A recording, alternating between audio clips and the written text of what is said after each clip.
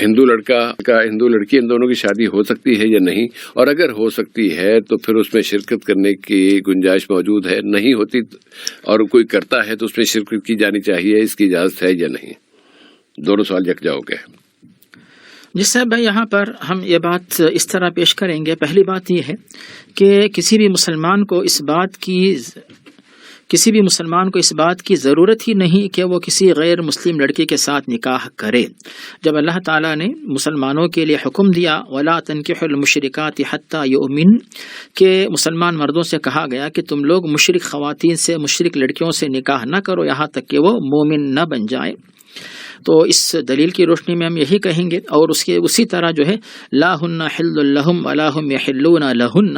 کہ مسلم مرد غیر مسلم لڑکی کے لیے اور غیر مسلم مرد جو ہے مسلم لڑکی کے لیے، یہ دونوں آپس میں جائز و حلال نہیں ہو سکتے۔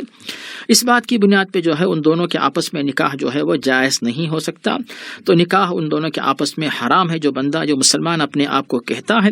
اور پھر بھی وہ کر رہا ہے تو وہ گناہ کا کام، یعنی وہ جائز نکاح، جائز تعلق نہیں رکھ رہا ہے بلکہ ناجائز تعلق وہ قائم کر رہا ہے۔ اور اگر اس کو حلال سمجھتا ہے تو پھر یہ اور بڑا بدترین گناہ ہوگا۔ اگر وہ ناجائز سمجھ کے کرتا ہے تب بھی گناہ ہے، جائز سمجھ کے کرتا ہے تو پھر یہ بہت بڑا اور گناہ ہوگا۔ اور تو یہ تو ہوگی صاحب بھائی پہلی بات۔ یہ دوسری بات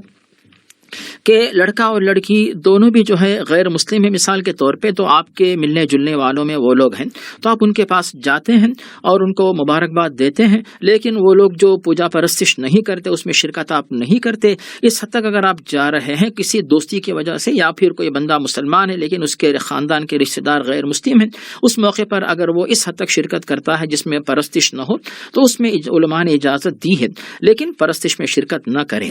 لیکن اب دونوں مسلمان ہے، لڑکا لڑکی، ایسے نکاح میں تو ہم لوگ شرکت کر سکتے ہیں، لیکن ایک یعنی مسلم ہے غیر مسلم، تو یہ تو پھر ناجائز تعلق ہوا۔ آپ جا کے کیا کہیں گے کہ آپ کو یہ شادی مبارک ہو، کیا کہیں گے آپ، کیا الفاظ وہاں پہ کہیں گے؟ تو وہ شادی تو ہوئی ہی نہیں۔ تو ایسی صورت میں صاحب بھائی پھر مسئلہ یہ پیش آتا ہے کہ ٹھیک ہے، ہم یہ کہیں گے کہ آپ ایسی شادی میں، ایسے نکاح میں شرکت نہ کریں، لیکن کیا آپ کے لیے کوئی مجبوری ہے شرکت کی کہ آپ کیوں جانا چاہتے ہیں؟ کیا وہ آپ کا رشتہ دار ہے یا پھر آپ کے ساتھ آپ کے آفس میں کام کرنے والا ہے، آپ جانے پر مجبور ہیں؟ تو آپ کے لیے کوئی مجبوری نہ ہو تو پھر آپ ہرگز یعنی ایسی شادی میں، ایسے نکاح میں شرکت نہ کریں۔ لیکن اگر کوئی مجبوری ہے تو پھر جب سوچا جائے گا کہ بھی آپ جائیں گے مگر دل سے نفرت کریں گے، اس کو سمجھائیں گے، بتائیں گے، مجبوری کا مطلب یہ ہوتا ہے کہ بھی وہ آپ کا باس ہے مثال کے طور پہ، کوئی اور وجہ ہے مثلا، تو پھر یہ الگ مسئلہ ہوتا ہے۔ لیکن ایسے موقع پر بھی آپ کچھ بہانہ کر کے ان لوگوں سے ایسے نکاح کے موقع پر جانے سے اپنے آپ کو بچا سکتے ہیں۔ یہ صاحب بھائی جزاکم اللہ خیرن۔ مونس میں اس طرح تو ہوتا ہے کہ کبھی تو پتہ ہی نہیں چلا، وہ کسی نے کہا جی میں شادی کر رہا ہوں، کس سے کر رہے ہیں ہمیں کیا، وہ کس خاتون، وہ اس کے خاتون کا ایک عمومی بات ہے کہ وہ کسی بھی نیشنلٹی کی ہوں گی، کسی بھی مذہب کی ہوں گی، تو وہ تو جہاں ڈاؤٹ ہوگا وہاں پر آدمی کو تحقیق کر لینی چاہیے۔ لیکن عام طور پہ یہ ہوتا ہے کہ ایک مسلمان سے شادی کرتا ہے تو وہ اس میں پھر پوچھنے کی ضرورت نہیں پڑتی۔ جی صاحب بھائی۔ اب لیکن اگر جہاں پتہ چل جائے، علم ہو جائے کہ وہ ایک مشرکہ کے ساتھ شادی کر رہا ہے، تو وہاں پر پھر اس فرد کے ساتھ آپ کے تعلق کو بنیاد بنایا جائے گا کہ کیا آپ کی کوئی مجبوری ہے کہ آپ اس میں لازماً آپ کو شرکت کرنا ہے۔ مجبوری نہیں ہے تو آپ کے لیے شرکت کرنا حرام ہے، مجبوری ہے تو اس مجبوری کی نوعیت کو دیکھا جائے گا۔ گویا کہ آپ ایک زنا کے کام کی حوصلہ افزائی کر رہے ہیں، اسلام کا وہ مذاق اڑاتے ہوئے کر رہا ہے کہ جی ہم نہیں مانتے ملاؤں کی باتیں، مولویوں کی باتیں، یہ تو